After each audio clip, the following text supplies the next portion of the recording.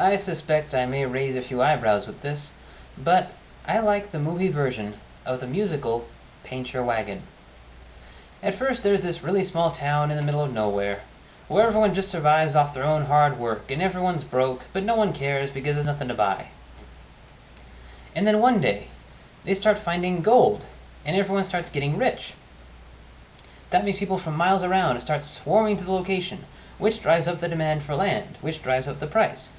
And everyone's happy about that because it makes the land they own more valuable, such that they can profit more from selling their claim than working it. And then one day this fire and brimstone parson blows into town and starts trying to shame everyone for their failure to conform to the arbitrary mandates of his spiel. He threatens that the town will sink into the earth when hell swallows it up. And the really funny part happens in the end, when all these tunnels that have been dug under the ground, under the town, begin to collapse, and the town really does sink in. It's funny, because the first one to sink in is the parson himself, and suddenly he's not so fired up anymore. I'm bringing all this up to comment on one particular scene. A caravan of farmers is passing the town in the coldest depths of winter, and it's so cold that they reach a point where they just can't keep moving.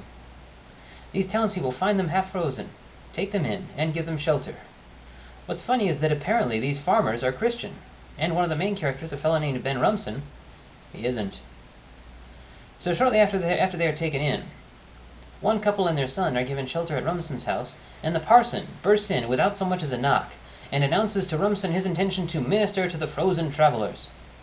Rumson's response is appropriate. He says, "Not tonight, parson. These folks have suffered enough. Go pray outside where God can hear you better." Then he actually pushes the parson out the door and slams the door behind him. Later he finds himself in a conversation with the couple. They share that they are apple farmers, and apparently the first thing that crosses Ben's mind is Applejack, which I gather is some sort of liquor. I wouldn't know for certain, but that's what I'm guessing. "No, sir, we did not make Applejack." "Do you think everything should be used to make alcohol?" "Whenever possible, yes." "You should try reading the Bible." "Actually, I have read the Bible." "It didn't dissuade you from drinking?" "No, but it sure killed my appetite for reading." Which...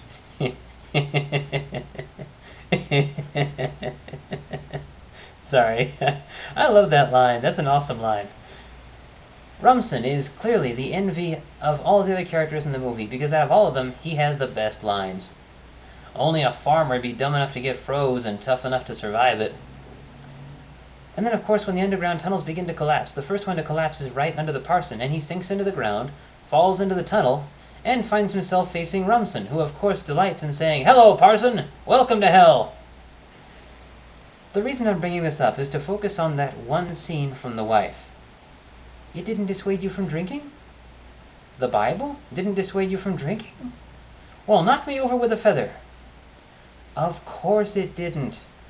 Why would it? Christ turns water into wine, and it's this great miracle! Hallelujah! We don't have to be content with water. We can have wine! Alcohol! It's a miracle born of the touch of Christ." Seriously, what kind of sense does that question make? Christians, any of you who have any aversion to drinking, or at least drinking in excess, it's not because of the Bible, okay?